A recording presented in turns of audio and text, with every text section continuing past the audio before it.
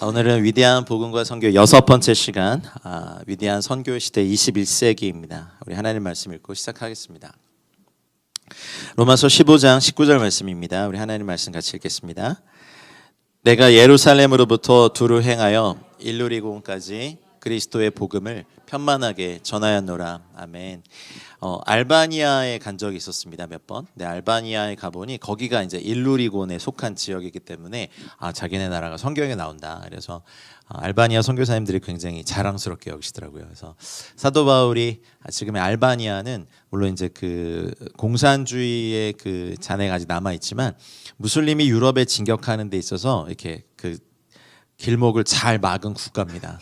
그래서 두 개, 새가 이렇게 독수리가 이렇게 되어 있는 깃발인데 국기를 갖고 있는데 그 자부심이 있어요.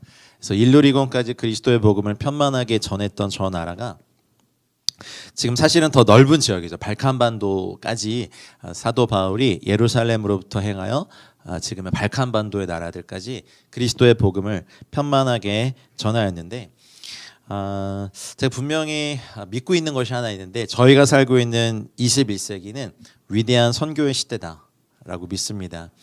근데 이 선교의 꿈을 꾸기가 참 힘든 시대에 저희가 살고 있습니다. 선교뿐만 아니라 여러분 꿈이 있으세요? 지금 있으세요? 있었던 적은 있으세요? 기억이 나세요? 복음과 선교의 꿈을 꾸는 건 막 위대한 사람들이 하는 게 절대로 아니거든요.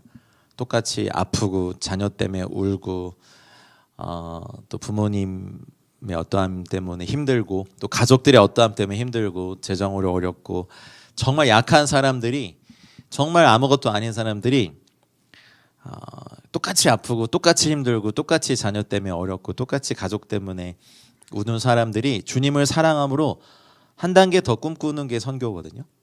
그리고 한 단계 더 순종하고 가는 게 선교거든요. 절대로 막 처음부터 막 뭐 선교사로 태어나서 뭐 복음 전도자로 살아서 그렇게 가는 사람도 없습니다.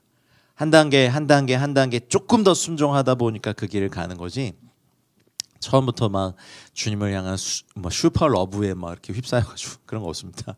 그냥 하나 더 순종해서 가다 보니 이 길을 가는 것뿐입니다. 사도 바울이 그랬고요.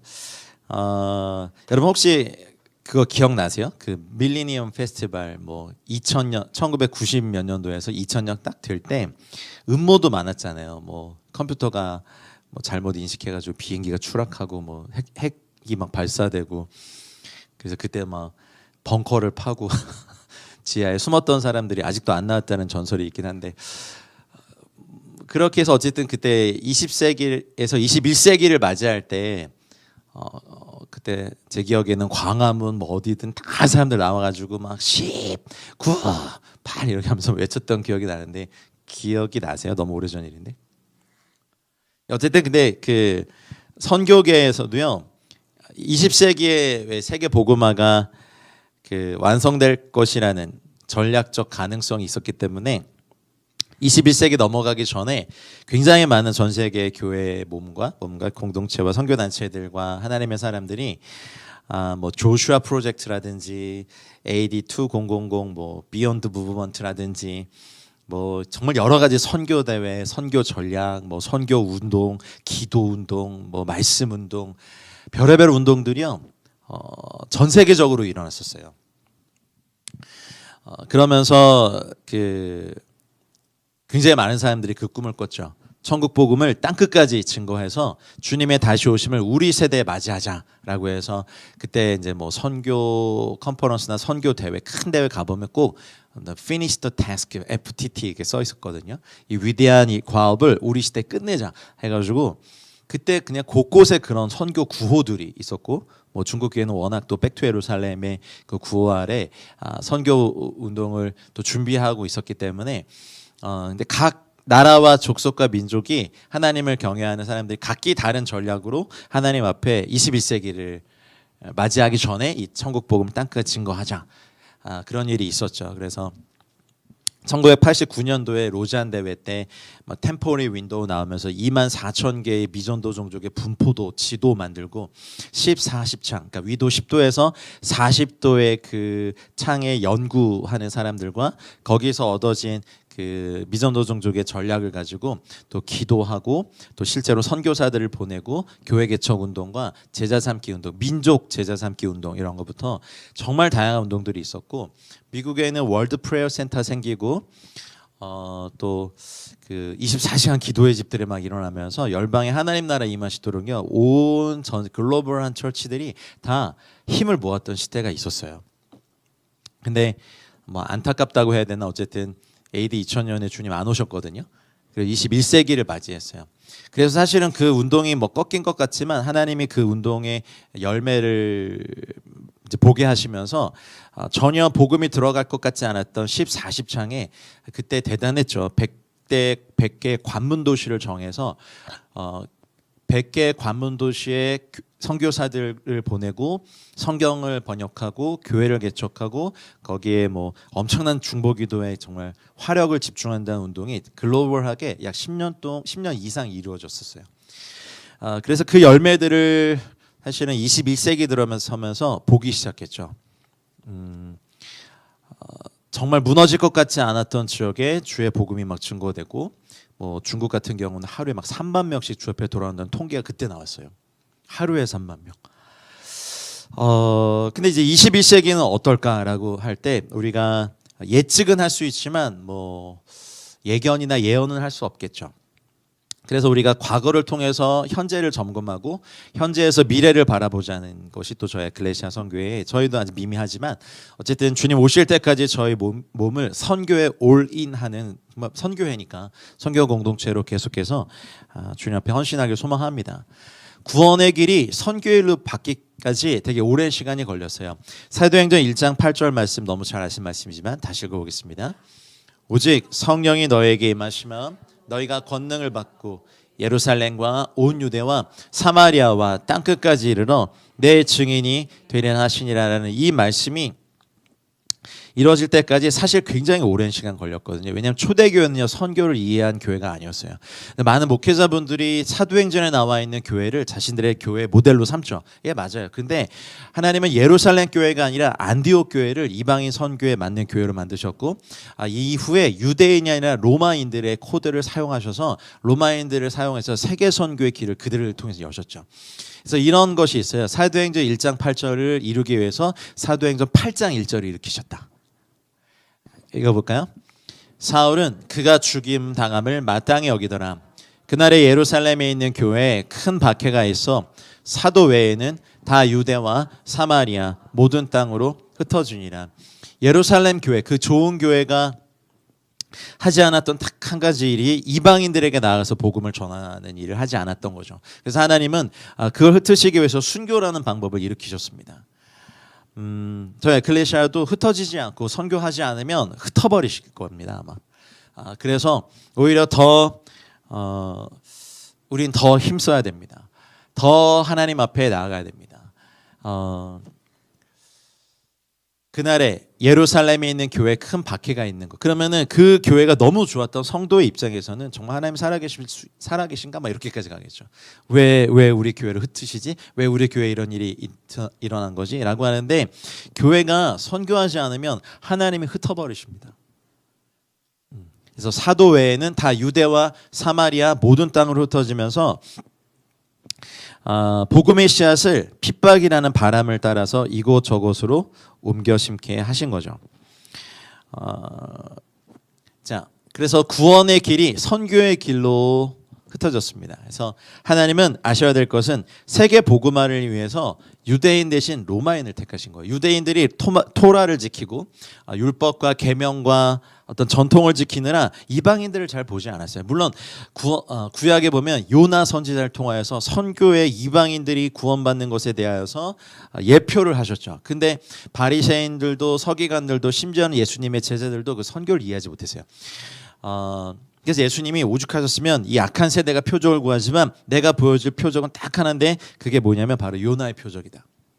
내가 높이 들림을 다할 건데 그러면 나를 믿는 모든 사람들이 이제 요나의 표적처럼 이제 이방인들이 구원을 받는 일이 시작될 것이다라는 건데 유대인들은 이해하지 못했죠. 로마인들을 복음의 현장으로 불러들이셨죠. 그리고 보고 듣고 깨닫게 하셔서 세계로 향하는 길을 여셨는데 그 당시 로마의 군대와 물자를 신속히 보내기 위해서 닦아놓은 로마의 길은 지금도 가보면 남아있는데 2000년 전에 어쩌면 이렇게 길을 잘 닦아놨을까. 그래서 신속하게 닦아놓은 그 길을 통하여서 하나님은 이 복음이 로마가 닦아놓은 이 길을 통하여서 곳곳에 전파되기 원했고 로마에 수많은 예술인도 있었을 것이고 문학가도 있었을 것이고 학자도 있었을 것이고 정치가도 있었을 것인데 하나님은 고넬료라는 잘 훈련된 군인들을 하나님의 나라에 부르셨습니다. 이게 굉장히 의미가 있습니다. 이제 또 1기 선교사님들도 그랬고 2기 선교사님들도 모집되고 하지만 선교지 나가기까지 일단 전쟁이 있어요. 자녀 교육, 뭐 부모님, 지금의 환경들, 재산들, 갚아야 될 빚들, 뭐 채무들 다 따질 때 그래서 훈련만 받고 못 나가는 선교사님들이 되게 많아요. 사실은 안 나가요. 그리고 나가도요. 사실은 우리 선교사들도 다 똑같거든요. 부모님 아프시고 뭐 자녀 어렵고 뭐 또 내 몸도 아프고 그래서 선교사님들 왜 가끔 이렇게 들어오시면 그냥 병원의 길이잖아요. 그동안 못 받았던 병원 다 병원 하다가 하루 이틀 잠깐 정신 차리고 나가세요. 다시 또 여기서 진료 받았는데 또 큰 암이라도 발견되면 또 못 나가요. 그래서 사실은 선교지로 보내도 선교를 할 수 있는 시간들이 사실 제한돼 있어요. 그래서 관리 잘 하셔야 돼요. 지금 사실은 여러분들의 나이에 나가시는 거 이제 아플 게 막 예비되어 있는 게 보이는데 그럴지라도 해야 된다는 건 우리가 간절하기 때문에 그래요. 단 3달을 한 달을 선교해도요. 선교할 수 있는 한 최선을 다하여서 성령님 의지해서 해야 되는 거예요. 어차피 우리는 여기 있어도 아파가고요. 자녀 때문에 울고요. 뭐 누구 때문에 속상하고요. 뭐 무례한 사람들 때문에 마음 상하고요. 뭐 별의별 일들이 다 일어나요. 그리고 특별히 한국에 있으면은 하여튼 뭐가 빨리빨리 변하고 경조사도 많고 그렇죠. 경사만 있었으면 좋겠는데 조사도 있어야죠. 그게 우리 인생이니까. 근데 군인들은요. 명령하면 바로 순종하는 게 몸에 배어 있거든요. 그래서 하나님이 초기에 이방인들에게 복음을 맡긴 최초의 직업군이 누구냐면 군인들이었어요. 뭐가 참 많아 가기까지. 가야 되나 지금 가야 되나 왜 제가 갑니까 이 나이 갑니까 애들은 어떡하고요 부모님은 어떡하고요 지금 하던 일은 어떡하고요 주님이 그냥 먼저 그의 나라와 의를 구하면 이거 다 해결해 줄 걸 믿음이 생기기까지 기다려 주시겠지만 초대 교회 때의 이 복음이 전파되기 위해서 군인 집단을 부르신 특별한 이유를 여러분 묵상해 보셔야 됩니다. 여러분 하나님 말씀에 즉각 순종하는 건 굉장한 선교사의 최고의 자질입니다. 언어 그거 하면 돼요. 가서 못해도 해요. 영성 그럼 영성의 끝을 어디까지 보고 가시려고. 최고의 순종은요. 선교사의 영성의 최고의 가치는요. 즉각 순종할 수 있느냐예요. 대부분 거기서 막히죠. 훈련을 더 받아야 됩니다. 또 가면 때 신학을 안 했을 때 또 신학도 해야 됩니다. 그러면요. 한 명이 헌신하고 나흘까지 물론 준비를 많이 하는 게 나쁜 건 아닌데 10년의 시간 동안 불이 다 꺼져 버려요. 그래서 가서 그냥 현재 있는 한인교회 주변 맴돌다가 다시 돌아오는 선교사들도 있어요. 불 다 꺼지고 왜 선교지까지 갔는데 한인교회를 가냐고요. 물론 외로워서 가는 건 뭐 it's okay 할 수 있어. 근데 그것까지도 내려놓고 가야 되는 거죠. 사도 바울이 로마에서 순교했죠. 그래서 로마가 선교의 모판이 됐어요. 복음이 온 땅으로 퍼져나가게 됐죠. 왠지 아세요? 초대교회는요 선교를 잘 몰랐어요. 초대교회의 선교를 얘기할 때 이렇게 선교학자들이 쓰는 표현이 있어요. 핍박 선교다. 안 나가니까 땅끝까지 이르러 내 증인이 되라 하셨는데 그 명령을 직접 들은 제자들도 이방인 선교의 개념이 없으니까 핍박을 통해서 흩어버리셨죠. 이게 주님의 마음이죠. 가끔 어떤 나라에 뭐 중국도 그렇지만 어떤 나라에 핍박을 강하게 주시는 나라들이 있죠. 어쩌면 어느 정도까지 하나님이 허락하신 영역이 있어요. 그러면요 하나님의 의도 안에는 하나님의 교회는 핍박을 통해서 굉장히 순결해지거든요. 왜냐면 핍박을 받느라 사실 다른 거를 할 뭐 공간도 안 되고, 그러니까 비본질적인 게 다 이렇게 제거되는 거예요. 핍박이 심한데 어디 거기서 당위장배 탁구대회 하겠습니까?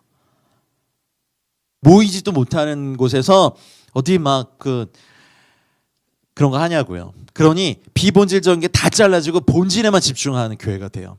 말씀과 기도밖에 할 게 없어요. 그렇다고 뭐 지금 우리 한국 교회가 하고 있는 모든 것이 잘못됐습니다 했다간 또 집중 포화를 맞겠죠. 근데 우리 좀 생각해 봐야 돼요. 우리를 선교하지 못하게 만드는 그 어떤 것들의 행사라면 우리는 그거 과감히 포기할 수 있어야 되거든요. 그래서 사실 이 선교는 저희 같은 선교회가 존재하면 안 돼요. 교회가 선교 공동체가 됐어야만, 저희 선교회는 필요 없거든요. 교회가 선교 다 하는데. 근데 교회 특성상 여기에는 어린 신자부터 되게 이렇게 다 섞여 있잖아요. 뭐 가나안 성도, 돌아온 가나안 성도부터 그러다 보니 헌신이 싫은 사람들이 많고, 그리고 선교를 말하지 않으면 별로 이렇게 교회 안에서만 있으면 선교를 잘 모르게 돼요. 이게 참 아이러니해요. 교회는 선교를 위해 이렇게 하나님이 세우셨는데, 여러분 바울의 서신서는요, 그게 다 선교지에서 쓰여진 거거든요. 선교지의 영성이 없으면 다 이해되지 않는 말씀들이에요. 서신서 전부가요. 동의하십니까? 요한은 편하게 풀빌라에서 계시록 받았나요? 아침에 모닝 서비스 받고 막 이렇게 수영하다가 반모섬 그 지중해 바다에 이렇게 하다가 하나님 오늘 1장 주세요 해가지고 막 받고 그랬나요? 복음 때문에 핍박받고 유배간 곳에서 받았잖아요. 신약 성서 대부분이 선교지에서 쓰여진 것을 여러분 기억하셔야 돼요. 아닙니까? 그래서 초대교회의 특징은요, 핍박 선교예요. 왜냐하면 선교를 몰랐거든요. 바울이 등장했죠. 그래서 사실 베드로까지가 그 주인공이 사도행전의 앞부분이었다면, 바울로 시작되는 이방인 선교가 사도행전의 뒷부분에 다 대부분 내용이잖아요. 물론 나머지 사도들도 다 자기의 부르심에 따라 열심히 복음 전하고 순교했어요. 나중에 보니까 그 성령의 인도하심을 따라 12사도가 다 각기 다른 방향으로 갔죠. 그 12제자들의 공동체는요, 천국에 가서야 그 모임을 할 수 있었어요. 인간의 모임 너무 이렇게 의미 두지 마세요. 이 땅에서 못 만나면 천국에서 볼 텐데, 다 각기 다른 방향에 가서 순교하고 나중에 천국에서 만날 때 이 12사도들 하나님이 정말 기둥처럼 세우신 주님의 은혜가 있었잖아요. 바울이 등장하면서 선교가 확장이 됐습니다. 근데 바울의 마음에는 유대인이기 때문에 먼저는 유대인에게 복음을 증거하기 원했지만 하나님이 노하셨죠. 그래서 이방인들로 향하게 하셨습니다. 로마 시대에 딱 들어서면서 여러분 아시다시피 초기에는 엄청난 핍박을 받았지만, 핍박을 하면 할수록 사실 본질의 교회는 집중할 수밖에 없거든요. 아멘입니까? 어쩌면 선교회가 지금의 선교회들이 물론 큰 단체들도 있지만 대부분의 선교회는 좀 미약하고 약하고 할 수 있는 게 그리 많이 없거든요. 그래서 사실은 어찌 보면 조금 더 본질에 집중할 수 있는 환경이 되어 있는 거죠. 하지만 이런 선교회가 저는 없어져야 된다고 생각해요. 왜냐하면 교회가 해야 되거든요. 교회가 일을 하면요, 저희 같은 선교회 필요 그게 맞아요. 근데 교회가 하지 않으니까, 그러니까 교회가 어떤 지역에 딱 이렇게 있으면 그 교회가 그 지역의 직장인들도 보고, 그 지역의 다음 세대도 보고, 그 지역에 나와 있는 외국인 노동자들도 보고 다가가고, 그 지역에 뭐 싱글맘도 있고 혼자 사는 분들도 있고 다 있는데, 고아들도 있는데, 여기를 보면서 다가가는 복음 증거와 선교를 하면요, 이런 무슨 선교회가 필요 없어요. 그래서 에클레시아 같은 선교회가 없어야 돼요. 아멘 하면 좀 그렇지만 어쨌든 그래요. 근데 해외 선교에 대해서도 저희가 이제 하나의 통로를 놔둬야 되니까 어쨌든 저희는 할 겁니다. 근데 핍박이 끝나고 난 다음에 기독교가 공인된 다음에 오히려 교회가 이제 안착하게 되면서 세상과 결혼합니다. 그러면서 이때부터 교회도 약 1100년간 암흑시대로 들어가고 7세기에 이슬람이 출현하면서요, 선교는 꺾였죠. 그 다음에 약 1100년 후에 이슬람이 이제 팽창할 대로 팽창하고, 여러분 이슬람은요, 연구해 보면요, 교회가 선교하지 않았기 때문에 생겼어요. 마음이 아파요. 그래서 지금 복음을 적대하는 가장 큰 세력이 어디냐면 이슬람이거든요. 예수님은 프라펫이지 Son of God, 하나님의 아들이 아니야. 메시아가 아니야. 그냥 프라펫 정도로만 인정하자. 근데 완전한 프라펫이 있는데 그건 무함메드다 이러면서 그 거짓말로 교리를 만들고 거기에 정치 세력화되면서 그 중동의 기독교가 이렇게 흥왕했던 모든 것을 파괴해 버리잖아요. 근데 그것을 보면 그 당시 교회가 세상과 결혼하지 않고 로마의 번영이 오히려 교회를 약화시켜 버렸어요. 핍박이 사라진 교회가 선교하지 않으면서 거기가 이슬람이 출현하도록 그 기틀을 놔버린 거예요. 교회의 죄악이에요. 더 열심히 더 강렬하게 그 복음을 그 중동 전역의 아라비아권, 아랍권 이런 사람들에게 다 주의 복음을 더 강렬하게 전했다면 지금의 이슬람은 어쩌면 출현하지 않았을 수도 있어요. 해안가 선교는 하지 않고 넘어가면 어쨌든 그때 그래서 항해술이 막 발달하고 미전도 종족에 대한 관심이 늘어나면서 주님의 교회가 아주 소수지만 이제 해안가를 중심으로 선교하는 시대로 들어가다가 이따가 또 말씀드릴 것 같은데 내지 선교의 시대로 바뀌어요. 그게 누구냐면 이제 허드슨 테일러 같은 이제 그 차이나 인랜드 중국 내지 선교의 길로 들어가면서 해안가만 항해 기술이 발달하면서 선교사들이 어떤 그 배를 타고 해안가만 중심으로 선교했던 시대를 넘어서 내지로 들어가면서 굉장히 선교의 또 한 축을 이뤄섭니다. 오늘 왜 전체를 얘기하냐면 현재 역사 속에서 저희를 보고 지금의 기반에서 미래를 봐야 되거든요. 그래서 에클레시아가 가야 될 길도 어쩌면 과거에 우리 선배들이 또 하나님께서 저렇게 주님의 교회와 이렇게 걸어온 저 길들, 여러분 역사의 주인이 하나님인 걸 믿으시죠? 선교 역사는 그분의 섭리와 그분의 움직임의 발자국이거든요. 그러면 걸어오신 그 발자국을 먼저 봐야 돼요. 우리는 뭐 뚝 떨어져서 우리가 막 뭐 선교 전략 하늘로부터 봐서 하는 그런 거 아니에요. 과거에서 해왔던 것에서 믿음의 영적 아비들의 우물을 먼저 파고 여기에서부터 우리 시대의 우물을 파서 또 나가야 돼요. 그러니까 선교도 과거에 주님이 걸어오신 길에 선교의 메인 스트림이 있어요. 그 흐름의 끝을 타고 이제 새로운 길로 가야 돼요. 이거 없이 그냥 우리만 막 우물만 디립다 파는 게 아니라 우린 흘러오는 그 길에 우리를 실어야 돼요. 내지로 들어가야 돼요. 물론 적응은 선교사들이 뭐 수도에서 하고 하지만 적응, 문화 적응, 언어 적응 끝내면 반드시 교회가 없는 지역, 복음이 필요한 지역으로 들어가야 돼요. 아멘입니까? 내지 선교를 하다가 이제 20세기 들어서면요, 나라의 개념, 종족에 대한 개념들이 막 이렇게 발굴되면서 결국 미전도 종족 선교까지 왔죠. 20세기 말에 이게 절정이었고 지금도 사실 이루어지고 있고 저번 시간에 말씀드린 것처럼 2025년 현재 복음화율 2% 미만의 종족이 약 7,000개가 남아있다고 통계가 나옵니다. 처음에 종족을 그러면 어디까지 해야 되냐, 뭐 종족의 개념이 누구까지냐 이러면서 선교학자들이 이제 그런 거 해요. 그래서 어쨌든 24,000개의 종족 가운데 계속해서 미전도 종족을 선교하고자 하는 일들이 많이 일어났고 열방의 교회들이 이것에 예스라고 한 교회들을 통하여서 남미 쪽에 어마어마한 부흥이 또 있거든요. 남미의 선교사들이 또 지금은 그들에게는 북한도 미전도 종족이거든요. 그래서 그 북한을 품고 기도하고 특별히 북한에 와서 사역하기 원하는 남미 쪽 선교사들도 되게 많아요. 헌신자들이. 그러면 그들에게도 북한은 미전도 종족이잖아요. 저희가 어떤 민족을 만약 인도네시아를 품을 때 인도네시아 교회도 다른 미전도 종족을 품고 있거든요. 그러니까 열방의 교회가 하나님의 성령님의 이끄심을 따라서 우리도 주의 복음을 받았으니 다른 미전도 종족을 품자라고 해서 이렇게 가르쳐 오신 것들이 주님의 몸된 교회의 티칭이었어요. 그러니까 우리만 저 종족에 가네. 그러니까 누가 보면 우리는 좀 일본과 감정과 역사에 앙금이 있죠.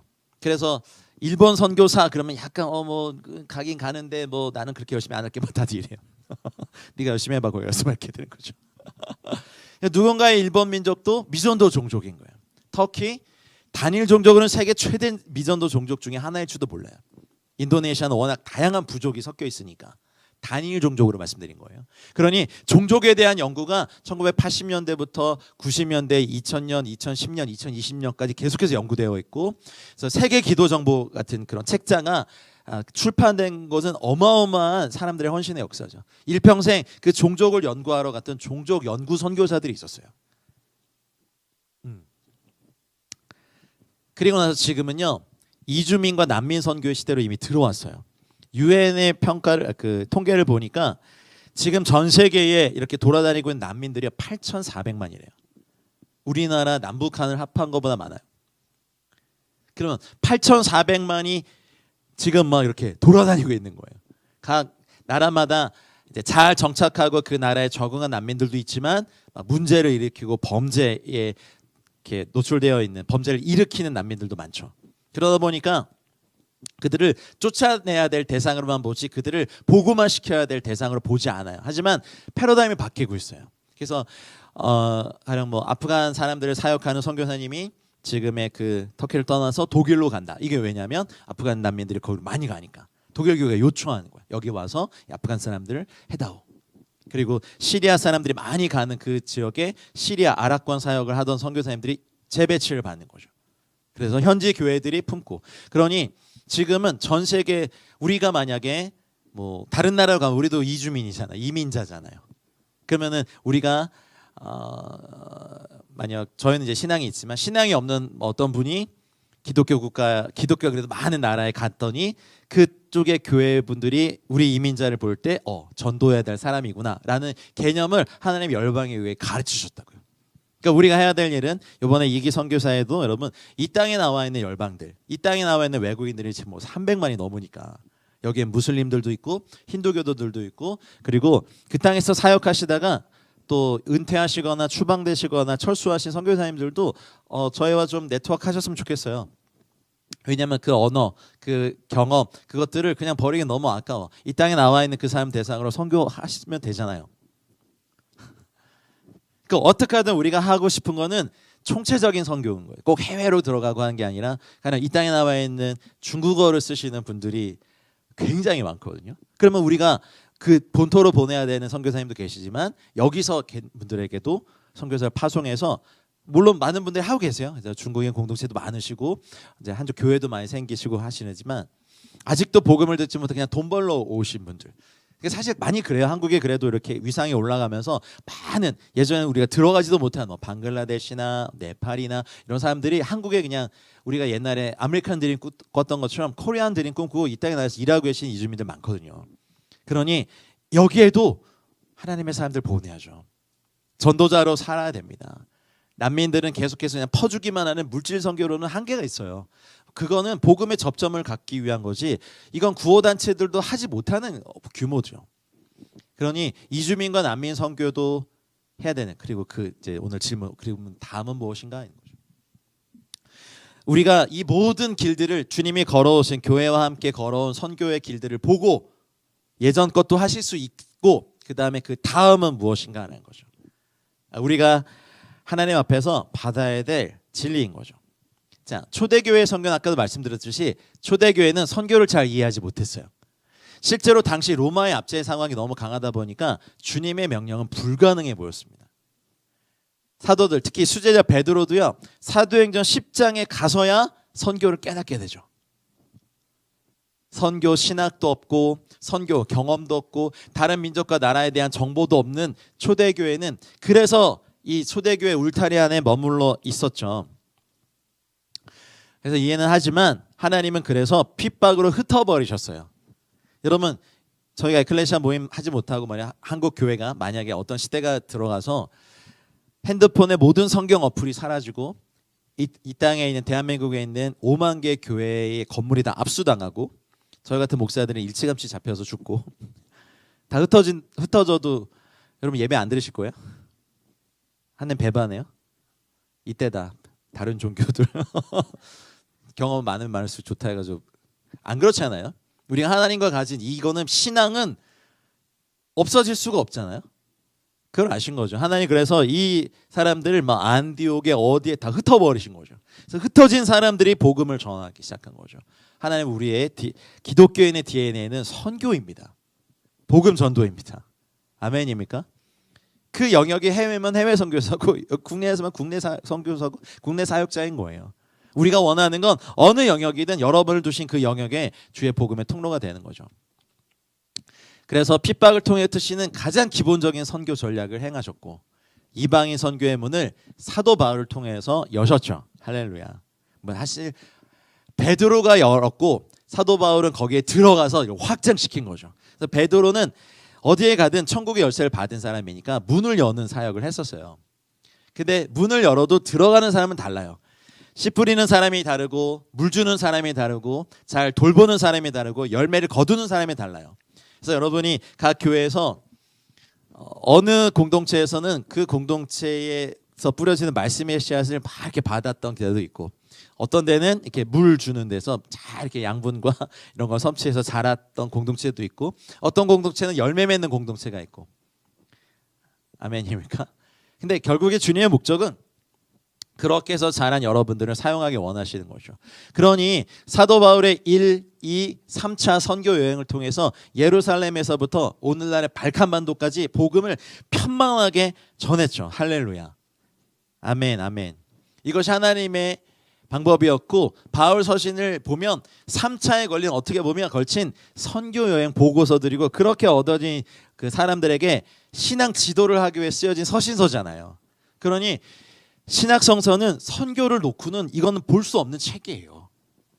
그냥 개인적인 영성, 뭐 환상적인 체험, 무슨 입신 뭐 그런 것만 추구하면요 잘 읽혀지지 않는 책이 성경이죠. 그래서 바울이 순교당한 로마가 온 세상을 향한 선교의 모판을 하나님이 만드신 거예요. 그래서 하나님은요 로마를요 혹독하게 훈련시켰어요. 엄청난 순교, 견디기 힘든 시험과 핍박을 통해서 세계의 선교 일꾼들이 로마에서 만들어진 거예요. 어쩌면 기독교의 제2 발상지로 인정받을 정도로 로마에서 복음은 다듬어지고 강해졌습니다. 세계의 모든 길이 로마로 통한다는 그때의 말처럼 하나님께서 복음이 세계로 통하는 길을 로마를 통해 준비하신 거예요. 그리고 이방 땅, 사도 바울의 고향이 어디죠? 다소 좀 어렵죠, 문제가. 타르시스, 타소가요 지금은 터키에 있어요.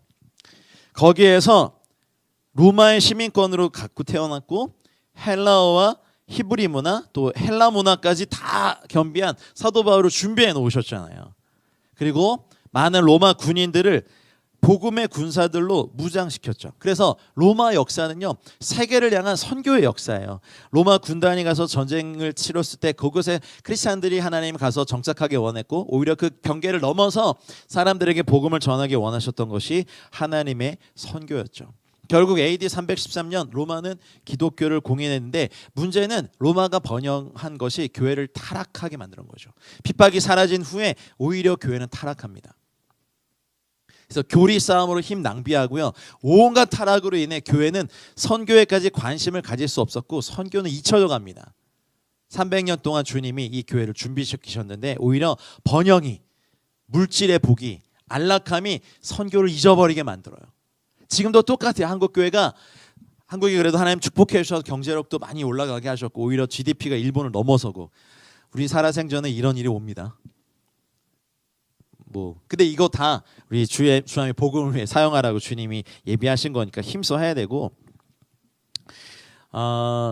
제가 누누이 그랬잖아요. 기독교가 민족주의 정서 안에 갇히면 그때는 복음이 타락한다고요. 교회가 타락한다고요.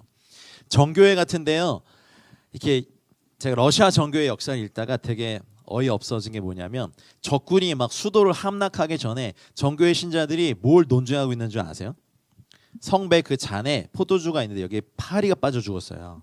그러면 이 파리 때문에 포도주가 더럽혀졌느냐, 아니면 이 포도주 때문에 파리가 거룩해졌느냐, 이거를 정교회 신학자들이 지금 막 나라가 막 망할 위기인데 피 터지게 막 논쟁하고 있는데, 교회가 타락상을 보면요 대부분 이런 패턴이에요.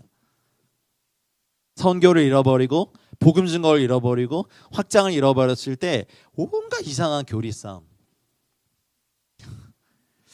한국 교회가 참 그래도 감사한 거, 그래도 이렇게 복음과 선교에 다시 한번 일어날 것을 믿습니다. 그래서 이러한 배경하에 7세기형 아라비아 반도에서 이슬람 종교가 이러면 확장하죠. 그래서 기독교가 크게 부흥했던 지역을 점령하면서 교회는 선교의 암흑 시기를 맞이해야 합니다. 이슬람의 출현은 교회가 선교하지 않았기 때문에 그래요. 역사상 큰 재앙이나 범죄는, 여러분 유럽의 패스트가 막 질병이 강타했을 때 그 당시에 유럽의 교회의 타락상은요 세계 최고 수준이었어요.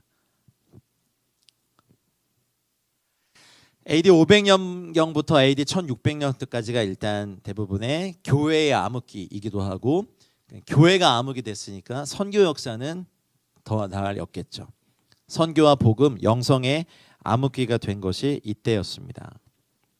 그래서 이슬람은 창세 이래 기독교에 반역하는 가장 큰 장벽으로 이 나라에 이 전 세계에 자리 잡게 되죠. 2025년 현재 약 전 세계 20억 명의 무슬림이 존재합니다. 조금 있으면 이제 기독교가 역전될 판이에요. 근데 이때도 하나님이 아주 소수의 사람들에 의해서 복음 선교를 계속 하시긴 했어요.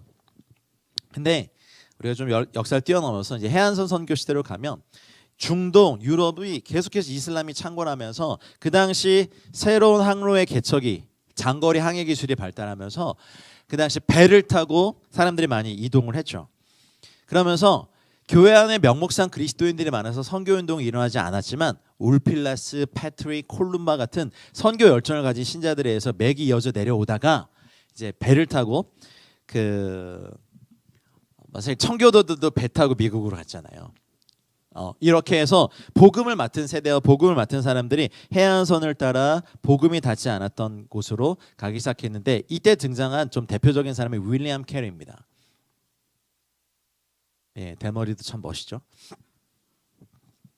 사실 이분은 뭐 선교사가 되기 위한 그 당시 그런 것 자체가 없었으니까 신학 교육이나 훈련을 받은 적이 없는 구두수선공이었죠. 근데 선교의 꿈을 꾸는 사람들이었습니다. 이 당시 때까지 사실은 이슬람권 선교는 한 적이 없어요. 그 아시시의 성자로 알려진 성 프란체스코가 십자군 전쟁 기간 중에 맨발로 이집트의 그 격전지까지 가서 이슬람 왕인 술탄을 만나서 그때 복음을 전한다는 기록만 있을 뿐 이슬람권을 향하여서 선교를 하지 않았던 시대죠.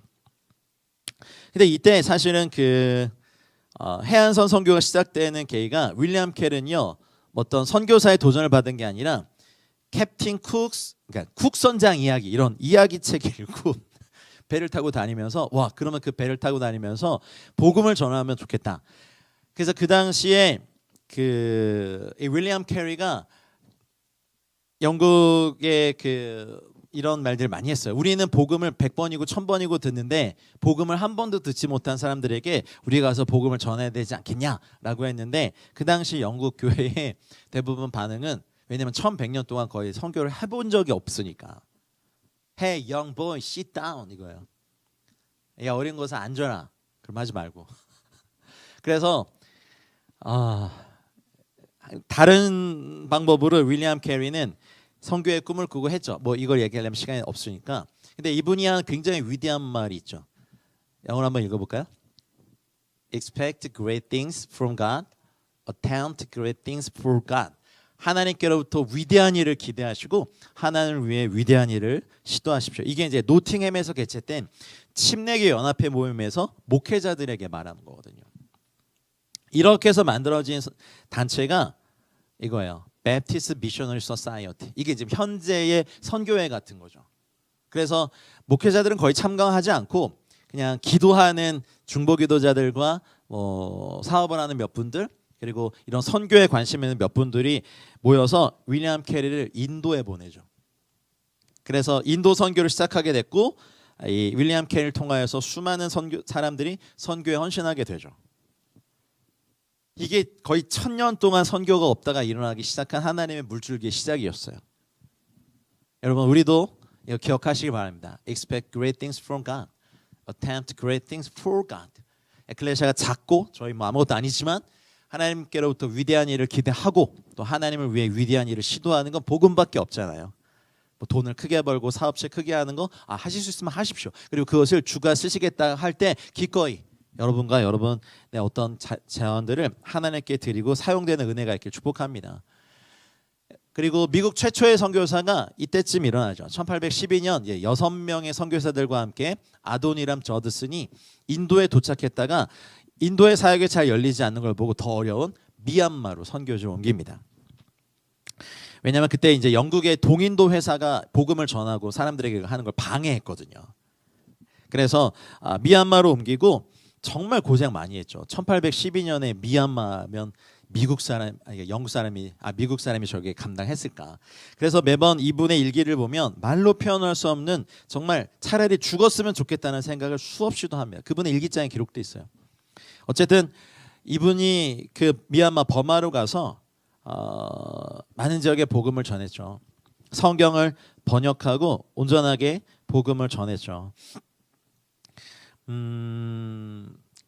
하지만 일정한 지역을 넘지는 못했지만 이러한 시도가 attempts great things for God, 하나님을 위하여서 위대한 일을 시도한 것에 의해서 하나님은 이런 헌신들을 통하여서 선교사들을 이제 동원시키기 시작합니다. 어쨌든 이런 여러 선교사를 통해서 선교의 문이 열렸고 영국의 로버트 모펫, 리빙스턴 같은 아프리카로 떠난 선교사들도 이때쯤 일어나죠.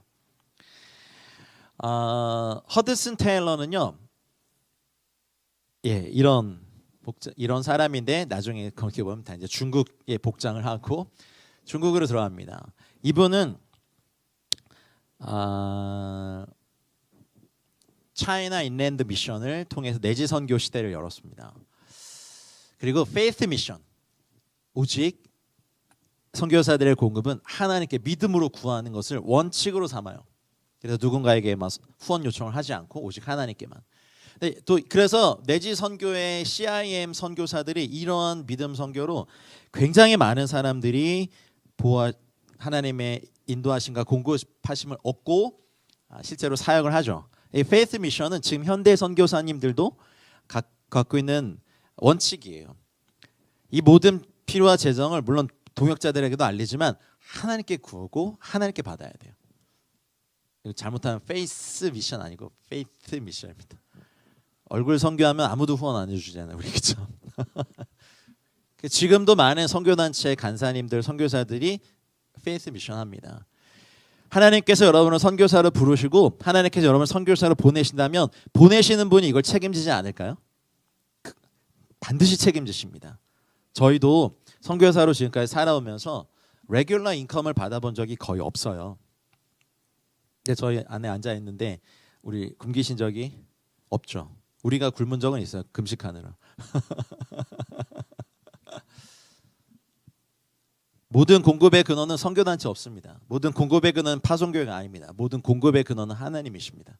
이 믿음이 여기 선교사님들 저희들 모두에게 부어져 축복합니다. 그러니 사역비가 없어서 사역 못한다, 거짓말하지 마십시오. 믿음이 없는 거죠. 사역비 안 채워서 못합니다. 그런 게 어디 있어요? 믿음이 없는 거예요. 믿음을 구하세요. 믿음이 없으면 어디 선교를 믿음이 없이 합니까? 여러분, 하나님은요 복음 들고 그러니까 그냥 가만히 있어도 아프고 맨날 우울하고 생각 많아서 혼돈스럽고 감정 많아서 맨날 감정적이 되는 사람이 그래도 주님 위해 살겠다고 선교 나가는데 그래 너 가서 죽어라 그럴까요? 우리 하나님 그런 분이세요? 보내시는 분이 모든 걸 공급하시는 믿음이 반드시 있으셔야 됩니다. 이거는 경험해봐야 아는 거예요. 페이스 미션. 에클레시아도 처음 시작할 때 아무도 도와주는 분 없고요. 이렇게 몇 번 하다 보면요 이제 이게 그냥 익숙해요, 주님께. 그래서 제가 20대 때, 30대 때, 40대 때, 아직 50대 때는 다 안 들어갔다. 어쨌든 제가 갖고 있는 모든 걸 다 쏟아서 항상 이렇게 세웠거든요. 보증금 이런 공사비 다 저한테 기적이에요. 아무도 없는데 하여튼 시드머니로 뭔가를 다 드리면 뭔가 이렇게 주셔 막. GCF도 사실은 다 드리는 거죠. 아 참. GCF 하세요 빨리. 10,000원, 20,000원이 아까우면 여러분은 진짜 폐역자. 선교에 그러면 안 돼요. 그렇게 살지 마세요. 그러니 맨날 궁핍이 가난이 막 도적같이 찾아오지. 드림이 아까우면 하나님이 여러분의 삶도 그만하고 어쨌든 페이스 미션 선교 믿음 선교의 모델이 된 거예요. 그러니까 지금은 카톡으로 뭐로 그냥 금방금방 막 후원 요청도 하고 막 보내지만 옛날에 그렇게 어디 있어요. 그러니 오로지 저기에 가서 주님 이것이 필요합니다. 그러니까 저 길을 따라서 사실은 수없이 많은 선교사들이 갔죠. 영국의 요크셔에서 1832년 출생했고요. 몇 살 때? 21살 때 중국을 향해요. 나이는 숫자에 불과합니다. 근데 청년의 선교 헌신도 너무 귀해요. 근데 저희 에클레시아 선교사님들 평균 연령이 좀 많이 높거든요. 인터넷에만 말해버렸어 내가. 근데 그거 아세요? 청년들의 헌신도 소중하지만 지금 이 나이 때 선교 헌신한다는 건요, 어떤 어려움이 있는 거 알면서도 하는 거거든요. 이 헌신은 진짜예요. 아니에요? 아, 몰라요. 아직도 무슨 일이 있을지. 이 나이에 나이 하지 마세요. 여러분, 그 나이 돼서 헌신하시는 건요, 어떤 어려움이 있는 줄 알고 대가집을 하면서 주님 길에 가겠다는 예스거든요. 청년들은 사실 별로 잃을 재산도 별로 없고 잃을 게 많이 없어요. 근데 앞에 뭐가 있을지 잘 몰라요, 사실은. 하지만 청년 선교사들의 헌신도 귀하고 사실은 중년 이상의 또 실버 미셔너리들의 헌신도 저는 귀하다고 알아요. 중요한 건 예스 하는 거예요. 그래서 철저하게 중국어를 배우고 현지 사람이 되려고 현지의 옷, 현지의 음식, 그리고 중국 사람처럼. 그래서 되게 허드슨 테일러는 선교계에서 되게 뭐랄까 외골수적인, 좀 가까이 하기엔 좀 힘든 사람이었던 것 같아요. 그렇게 이런 기록들이 많아요. 그래서 이 단체가요 1914년에 세계에서 가장 큰 선교회가 됩니다. 할렐루야. 그리고 1934년 통계를 보니까 1368명의 선교사들이 각 곳에 사역을 해요. 지금도 이 내지 선교회의 계통을 그대로 갖고 있는 중국 가정교회 네트워크들이 있어요. 저도 만났었어요. 근데 너무 사역 잘하더라고요. 근데 1950년에 이제 중국 정부에 의해서 모든 선교사가 추방당하면 1368명 다 100년 동안 써오던 명칭을 OMF로 이름을 바꿔요. OMF 아시죠? 네. Overseas Missionary Fellowship으로 이름을 바꿔서 지금도 사실 사역하고 있습니다. 페이스 미션, 그리고 인랜드, 내지로 들어가라. 해안가에서 아니면 도시에서 수도에서 편하게 있지만 들어가라. 타운젠트 얘기도 좀 해야 될 것 같습니다. 이분은 미국 캘리포니아에서 태어납니다. 그리고 대학 2학년 때 선교의 열정과 부르심을 받고 대학 3학년 때 1년 만에 남미의 성경 판매원으로 자원해서 갑니다. 과테말라에서 성경을 파는데 카키퀼이라는 인디언족들이 성경을 판매하던 중에 인디안이 이렇게 말했습니다. 당신들의 신은 그렇게 위대하다면서 우리말도 모릅니까? 라는 질문을 이 타운젠트한테 던지죠. 그래서 이분이 거기에 이제 충격을 받고 현지 언어 배우는 거 몰두해서 1929년에 카키퀼어로 신약 성경을 번역해 버립니다. 한번 감탄. 와, 당신의 신이 위대하다면서 우리말도 모릅니까? 이거 한마디 이제. 그리고 남미 선교회를 탈퇴하고 1934년에 이런 성경 번역 선교회 전신인 위클리프 캠프 언어 훈련원을 세워요.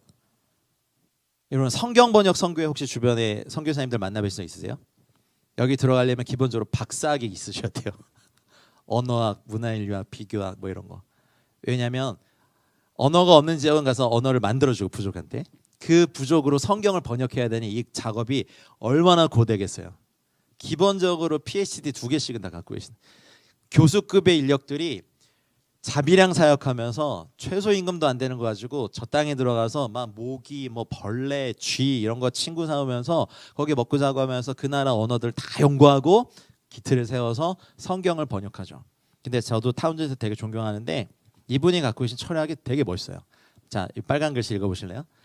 가장 훌륭한 선교사는 원주민의 언어로 성경이다. 그 나라 말이 된 성경이 없는데 성경을 어쨌든 선교사가 그렇게 노력해서 번역해주면 이 자체가 가장 훌륭한 선교사라는 거죠. 원주민의 언어로 쓰인 난곳 방언으로 된 그 성경. 저희도 믿는 사람이 먼저 생겼지만 한글, 조선어로 한글 성경이 번역되기까지 시간이 걸렸잖아요. 성경이 번역되고 나면서 하나님의 교회의 이 역사는 폭발적으로 증가하죠. 이 말도 되게 멋있어요. 성경은 안식년도 필요 없고 외국인이라 배척받을 일도 없고 은퇴도 사망도 없다라고 하면서 1942년 위클리프 성서 번역 선교회를 설립합니다. 사실 중국도 보면 중국 공산당 정부가 잘한 게 그 베이징어 그 중국어 보통어로 다 이렇게 언어를 통일해 놓은 거. 각 부족 언어로 다 성경을 다 하려면 시간이 많이 걸리는데 대부분 그 중국어 그 표준어로는 다 성경을 읽고 들을 수 있으니까 복음이 급속히 확산되는 건 중국 공산당 정부를 잘 사용하신 것 같아요. 그 외에는 좀 지금 어렵지만 어쨌든 위클리프 성경 번역 선교회가 이후에 어마어마하게 많은 언어로 성경을 번역하고 사실은 2000년 초에 위클리프 성경 번역 선교회 국제 우리나라는 성경 번역 선교회가 또 자매 결혼 맺어서 하고 있죠. 그래서 원래 2025년까지 전 세계 모든 언어로 성경을 다 번역하는 것이 우리의 목표입니다 했는데 완주하셨는지 모르겠어요. 근데 지금 그러시더라고요. 10만 명 이상이 쓰는 언어로는 성경을 다 번역했대요. 10만 명 미만의 부족들의 언어가 남아 있는 거예요. 근데 요즘 또 구글이 침착히 다 번역해주고 근데 어쨌든 타운젠트 한 사람의 저 열정 가장 훌륭한 선교사는 원주민의 언어로 쓰인 성경이다. 성경은 안식년도 필요 없고 외국인이라 배척받을 일도 없고 은퇴도 사망도 없다라고 했던 저 열정이 지금까지 거의 100년 가까이 이 성경 번역 일을 전 세계적으로 해왔다는 건 놀랍지 않습니까? 할렐루야. 그래서 이후에 이 개척 선교 단체들이 또 이거 하나님 일으키신데 2차 대전의 이제 끝에쯤 미전도 부족 선교를 목표로 하는 New Tribes Mission NTM이 시작돼요. 이 당시는 뭐 미전도 종족에 대한 연구도 별로 없었을 텐데 성령의 인도하심이 있죠. 희생을 각오하고 숨겨진 부족을 위한 개척 선교를 시작합니다. 그래서 1943년 이 NTM 소속 5명의 선교사들이 볼리비아에서 순교합니다. 그리고 1956년 에콰도르 CMML이요. 제가 알기로는 Christian Mission in Many Land 뭐 아마 그럴 거예요. 그래서 CMML 소속의 여러분 잘 아시는 짐 엘리엇과 동료 선교사 5명의 젊은이들이 이제 항공기를 타고 또 강을 따라서 들어가다가 식인 부족인 아우카 부족에게 순교당하죠. 연락이 끊겨서 다음날 군대와 경찰에 동원돼서 이들을 찾았더니 그들의 짐이나 이렇게 어지럽게 넓혀진 그 장면을 라이프 매거진 기자가 찍어요. 그래서 그 다음 바로 매거진 그 헤드라인에 뭘 썼냐면 What a waste. 왜냐하면 엘리엇 같은 경우는 휘튼 대학의 26살의 교수였고 막 그랬거든요. 엄청. 근데 그거 다 내려놓고 갔으니. 근데 그 엘리자베스 엘리엇이 부인이 우리 남편은 헛되이 간 게 아니다라고 하면서 그분도 교수였는데 내려놓고 이제 간호학, 의학을 배우고 몇 년 후에 저 아우카 부족에게 들어가죠. 근데 식인 부족이 여자는 안 먹거든요. 자매님들. 할렐루야. 그래서 뭐 어찌어찌 살게 해요. 그래서 거기서 살면서 아이들을 잘 돌봐주고 또 이렇게 보살펴주고 나중에 이제 물어봐요. 아니 왜 당신은 편한 데 떠나고 왜 여기 와서 사냐. 그랬더니 그때서야 말한 거예요. 몇 년 전에 내 남편이 정말 좋은 분을 소개해 주려고 왔었는데 여러분들이 죽인 그 사람이 내 남편이라고. 그래서 그때부터 이제 복음의 문이 열려서 복음을 전했고 거기 추장이 그 아우카 부족의 첫 번째 목사. 추장 아들이 이제 그 침례를 받고 하는 일들 그게 엔드 오브 스피어 그 영화도 나와 있는 그게 바로 이 개척 선교 단체들의 모습이었죠. 하나님은 선교를 쉬신 적이 없어요. 우리가 여기에 관심이 없을 뿐이지. 돈의 역사, 돈의 흐름, 맨날 자본주의 이런 것만 하느라 사람들이 이런 걸 잘 안 봐. 근데 이런 게 부유한 거 아닌가요? 짐 엘리엇 전능자의 그늘이라는 그 책 읽어보셨습니까? 영원한 것을 얻기 위해서 영원하지 않은 것을 버리는 건 낭비가 아니다. 굉장히 위대한 말을 하고 사실은 어쨌든 저렇게 순교로 말미암아 전해준 그 성경이 또 자기 아내의 헌신이 아우카 부족 전체를 복음화하고 그래서 이름도 없이 빚도 없이 그냥 교수 생활하면서 편하게 명예도 얻고 편하게 미국 생활 하실 수 있는 그 젊은이 저 땅에 가서 식인 부족에게 희생을 당했던 선교들. 하나님 나라 선교는 이러한 피해의 역사로 흘러왔죠. 여러분 그거 아세요? 그래서 휘튼 대학에 그렇게 부흥이 자주 일어나는 이유를 저 젊은이들의 헌신과 선교의 피가 있었어요. 종족 선교의 큰 문이 열린 건 82년 이후죠. 전 세계 2만 4천 종족의 분포도가 만들어지고 12,000개의 미전도 종족이 드러납니다. 그래서 템포리 윈도 위도 10도에서 40도 창에 선교 창에 이 연구가 진행되면서 여기가 여러분 전 세계 5대 종교가 일어난 것이고요. 전 세계 미전도 종족의 3분의 2가 이 지역에 있어요. 그리고 나인 프론티어 지역이라고 하는 공산주의권, 불교권, 힌두교권, 이슬람권, 정령 숭배 지역, 대도시 뭐 이런 지역이 다 몰려 있는 데가 14, 10창이었어요. 그래서 이때에 어마어마하게 많은 중보기도와 선교운동과 또 이때 AAP, Adopt a People, 이렇게 미전도 종족 입양운동이 전 세계 교회 가운데 일어났죠. 이거 하나님이 일으키신 거예요.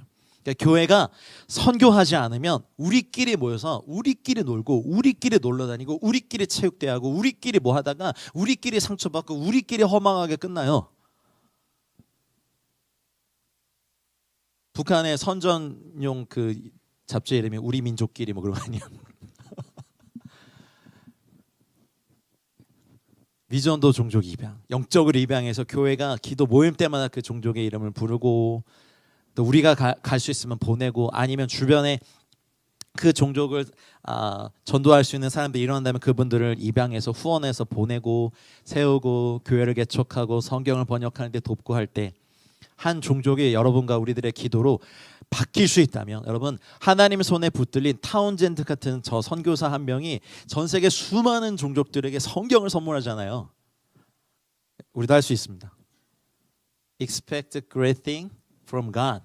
Attempt a great thing for God. 이건 먼저 계신 선배님들이 한 말이니까 이 위에 서서 이제 우리도 무언가의 격언을 남길 수 있는 단체가 되십시다. 점차 아멘이 사라지고 알아요. 우리 다 힘들어요. 가정도 힘들고 아까도 말했듯이 자녀 때문에 힘들고 우리는 막 아파가고 근데 그것만 세상 사람들이 다 그러거든요. 그러니까 여기에 주님을 사랑하기에 날마다 한 발자국 더 나가보는 거예요. 선교로. 그런 사람들이 쓰임받 우리 다 약해요.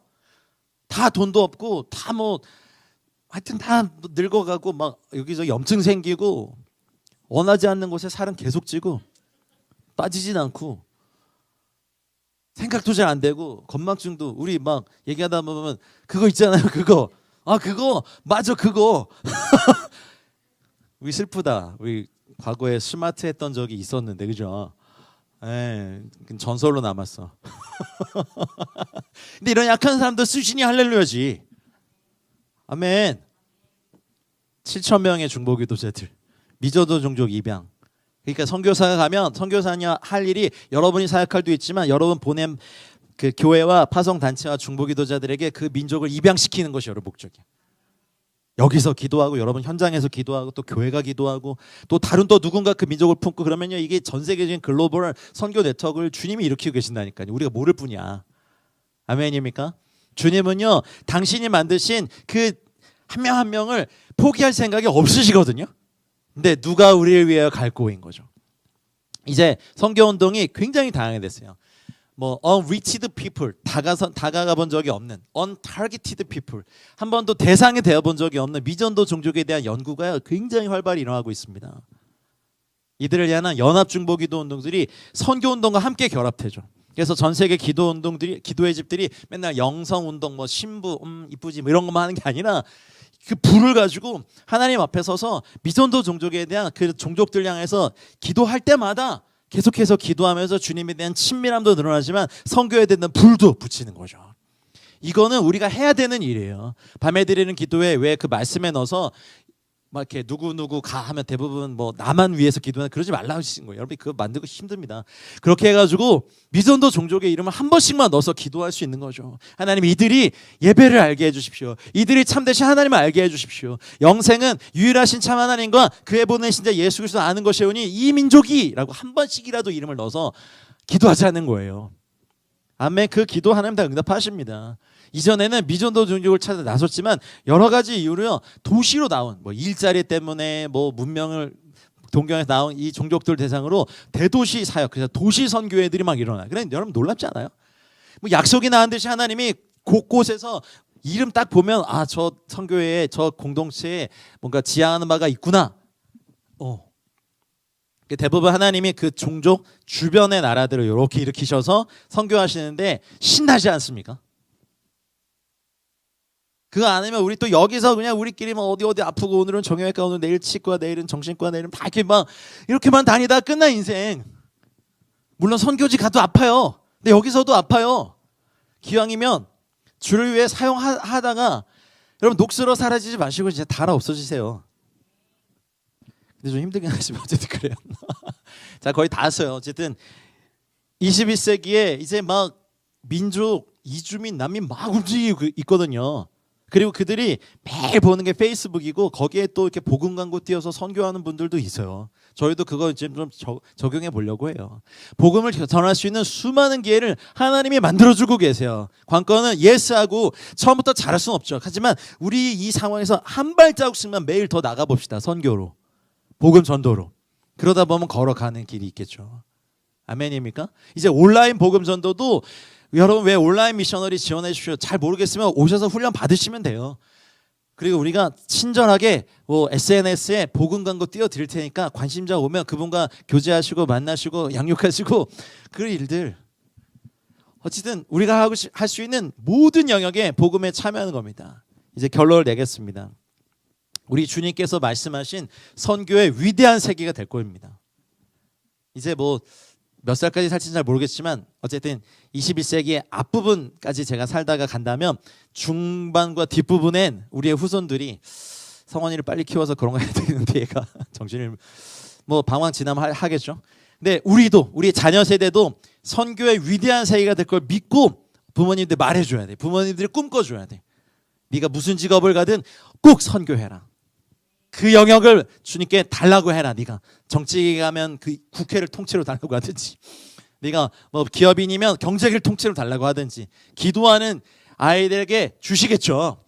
그래서 이제 말씀 같이 읽겠습니다. 이 천국 복음이 모든 민족에게 증언되기 위하여 온 세상에 전파되리니 그제야 끝이 오리라. 이제 이 말씀이 성취될 때가 됐어요.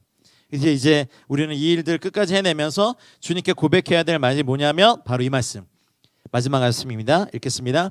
이것들을 증언하시니가 이르시되 내가 진실로 속히 오리라 하시거늘. 아멘. 주 예수여 오시옵소서. 믿으십니까? 이제 우리 기도하십시다. 온라인에 계신 분들도 기도하고 식사하세요. 여러분 우리 다 약해요. 그리고 개인의 문제, 가정의 문제 이런 거 생각하면 마음 둘 것도 없고 힘들고, 그치만 해야 되는 게 있어요. 주님 사랑하니까 처음부터 아까 보여드린 허드슨 테일러급, 윌리엄 캐리어급, 타운젠트급 그렇게 못 돼요. 우리 그러지 않아요. 그냥 한 발자국만 더 나가 보십시다.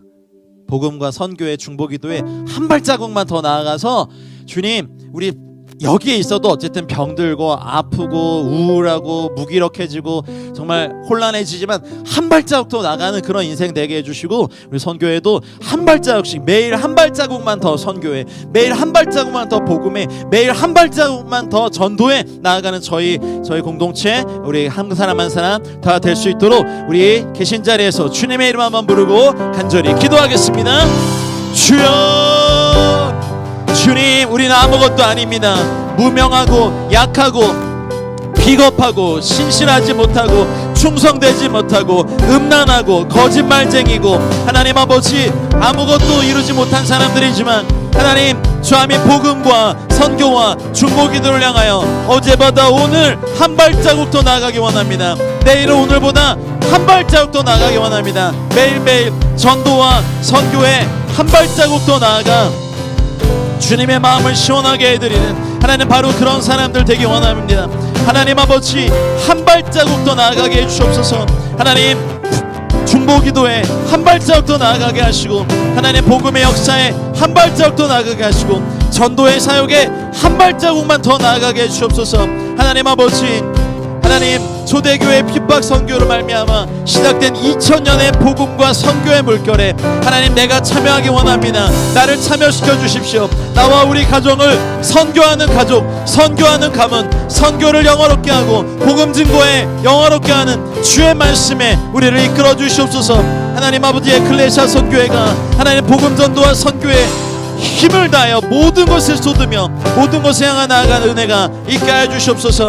하나님 우리 교회가 섬기는 교회가 힘을 다하여 선교하는 교회, 힘을 다하여 복음을 증거하는 교회, 힘을 다하여 복음의 일을 하는 저희들 되게 하시옵소서.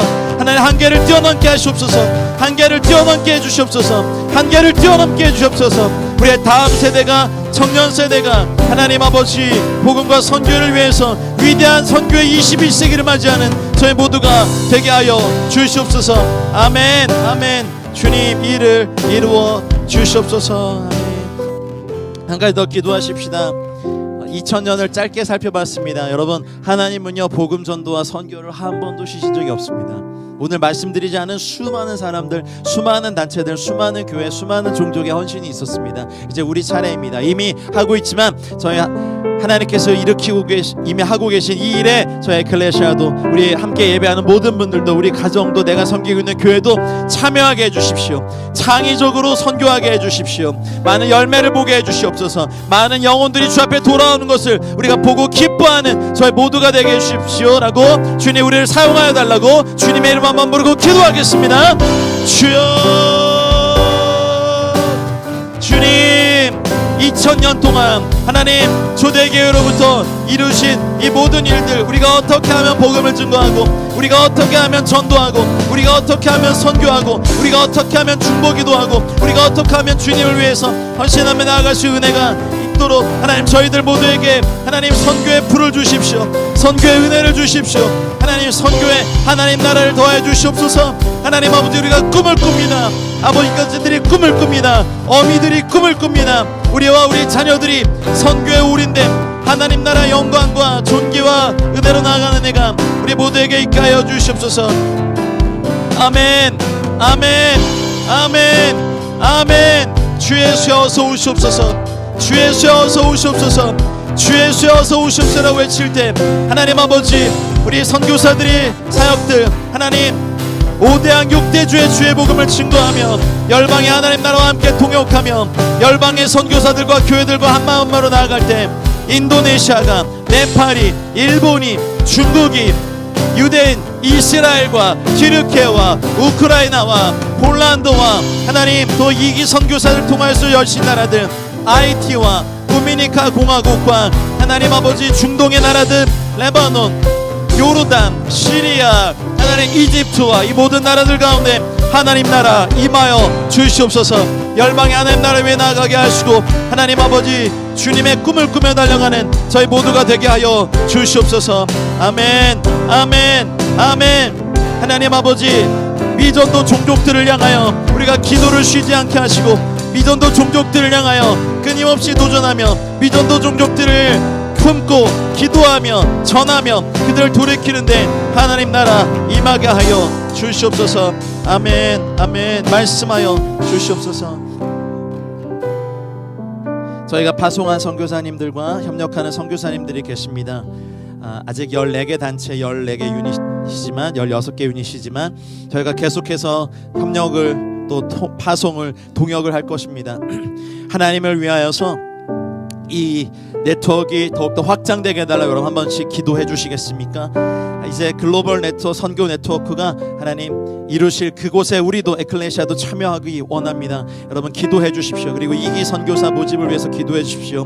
예배되어 계신 분들을 보내주시고 그들을 구비시켜 파송할 수 있도록 하나님 또 GCF도 하나님 늘려주시옵소서. 하나님 그래서 선교사들을 마음껏 파송하고 그들의 사역을 도울 수 있도록, 현재 교회를 도울 수 있도록, 현재 사역들을 세울 수 있도록 우리 선교사들의 파송과 협력과 동역과 또 GCF와 또 여기 한국에서 하는 많은 선교사님들이 동역이 일어날 수 있도록 다시 한번 기도해 주십시오. 기도하겠습니다. 주님의 전략과 권위를 구합니다. 하나님 아버지, 이제 파송 선교사님들의 사역의 문을 열어주십시오. 전도의 문을 열어주십시오. 영혼의 문을 열어주시옵소서. 하나님 현지 비자와 거주와 하나님 환경의 모든 걸 열어주사 복음과 전도의 문이 활짝 열리게 해주시고 하나님 아버지, 우리가 협력하는 선교사님들, 파송 선교사님들 나라마다 많은 열매들이 일어나며 주를 위해 힘쓰며 애쓰는 하나님의 사람들이 더욱더 일어나 달려가게 하여 주시옵소서. 하나님 나라 임하여 주시옵소서. 하나님 아버지, 일본에, 중국에, 열방에 하나님 나라 임하시며 하나님 저희가 계속해서 선교사들을 보내며 동역하며 곳에 교회들을 개척하며 하나님 섬겨진 교회, 세워진 교회들이 일어나며 예배자들을 세우며 주님의 성도들이 일어나며 인도네시아 교회들 가운데 하나님 일본 교회 가운데, 중국 교회 가운데, 터키 교회 가운데, 몽골과 동남아시아와 필리핀과 사우디아라비아와 요르단과 시리아와 레바논과 이라크와 하나님 아버지 아프리카와 유럽과 미국과 중남미 모든 나라들 가운데 하나님 역사하여 주시옵소서. 하나님 이 땅의 10대들, 어린이들, 청소년들, 청년들 하나님 온라인에서 곳곳에서 주의 복음을 증거할 수 있는 하나님 나라 일으켜 주시옵소서. 하나님 선교들 팀들과 많은 사역단체들이 일어나 주님 나라 위에 달려갈 수 있도록 은혜 내려주십시오. 은혜 베풀어 주십시오. 하나님 영광에 달려갈 수 있도록 교회들이 일어나게 하시고 하나님 나의 사역자들로 하시기 원합니다. 우리와 우리 자녀들을 하나님 주님 손에 올려드립니다. 주님의 복음을 위해 마음껏 사용하여 주시옵소서. 아멘. 아멘. 잃어버린 영혼들을 향하여 안타까워하시며 이 모든 구원의 길을 활짝 여시고 이제 하나님 보좌 우편에서 중보하고 계신 예수님, 우리가 주님의 마음을 받아 하나님 이 땅에 고단하고 힘들고 외롭고 눈물 많은 삶에서 한 발자국씩 더 복음과 선교와 주님의 나라를 위해서 나아갑니다. 그러기로 결정합니다. 오늘 주의 예배 함께 하신 모든 분들의 결단을 받아주셔서 하나님 아버지 매일 한 발자국 더 나아가 중보기도 하게 하시고 매일 한 발자국 더 나아가 전도하게 하시고 매일 한 발자국 더 나아가 순종하게 하시고 매일 한 발자국 더 나아가 하나님 선교와 복음을 영화롭게 하는 일에 하나님 우리 복음에 참여하는 저희 모두가 되게 하여 주시옵소서. 하나님 이 땅에 나와 있는 열방들, 이 땅에 또 다음 세대들, 온라인에서 방황하고 있는 영혼들, 어린이들, 청년들, 중년, 장년, 노년의 이르까지 모든 세대를 전도하며 모든 세대를 세우는 하나님 나라 일들이 일어나게 하여 주시옵소서. 또 이 땅에 나와 있는 외국인들 대상으로 사역할 수 있는 또 선교사들님들과의 연합과 동역이 또한 일어나게 하여 주시고 하나님 열방에 하나님 나라 임하게 하는 열방 선교사님들도 보내주셔서 이기 훈련에 필요한 모든 재정과 환경과 하나님 좋은 강사님들과 함께 기도할 수 있는 모든 것들을 활짝 열어주셔서 열방에 하나님 나라 임하게 하는 강력한 주의 선교사들을 계속해서 보내고 일으키고 파송하고 훈련하고 동역하고 연합하고 세울 수 있는 일들을 계속해서 허락하여 주시옵소서. 하나님 사도적인 기업가들 또한 일으켜 주시고 하나님 나라에서 물질꾼들을 일으켜 주시며 또 그 기업 자체가 하나님 나라 영광 위에 사용되는 거룩한 기업들 되게 하여 주시옵소서. GCF를 축복하셔서 하나님 아버지 선교사들을 동원하고 훈련하고 파송하고 현지 사역자를 세울 수 있는 하나님의 재정들이 이곳에 모여지게 하여 주시옵소서. 하나님 깨끗하고 투명하게 집행되게 하여 주시고 열방에 하나님 나라 임하게 하는데 주님 마음껏 사용하여 주시옵소서. 주님 우리의 모든 것을 다 주가 쓰시겠다 하실 때 다 드릴 수 있는 은혜와 하나님 사랑과 소명이 우리 가운데 있게 하시기를 간절히 소원하며 우리를 주님께 드립니다. 이제는 우리 구주 예수 그리스도의 은혜와 하나님 아버지의 다음 없고 무궁하신 사랑과 성령님의 감화, 감동, 교통, 충만하신 은총이 21세기를 위대한 선교 시대로 만들기로 결단한 사랑하는 동역자들의 삶과 가정과 하나님 우리가 속한 공동체와 우리의 사업체와 우리의 직장과 우리 자녀들의 터전과 우리가 속한 공동체와 도시와 세대와 민족과 열방 위에 이제와 영원토록 함께 있을지어다.